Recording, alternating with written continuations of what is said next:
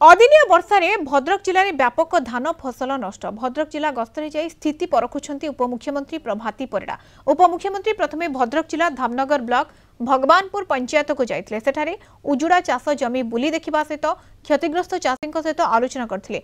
चाषी को उपयुक्त क्षतिपूरण दियाजिबो बोली प्रतिश्रुति दैछन्ती प्रभाती परिडा। उपमुख्यमंत्री को देखि भो भो होई कांदी उठिथिले चाषी। प्रभाती परिडांक सह जिलार वरिष्ठ एवं विभागीय अधिकारी मध्य उपस्थित थिले।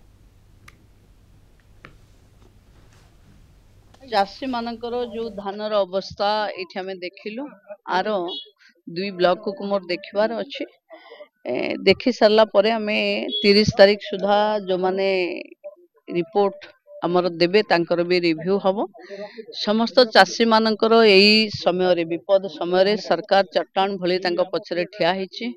मु चाषी बंधु मान को अनुरोध करुछि निजे न भांगी पड़ी पुणी उजुड़ी जाइथिबा चाष बा फसल को केमती सरकार जते साहाय्य सहयोग ता देहरे दब ताकू केमती आमे सठिक भावे चाषी पाखे पहुंचेबा से व्यवस्था रे लागिबा कथा।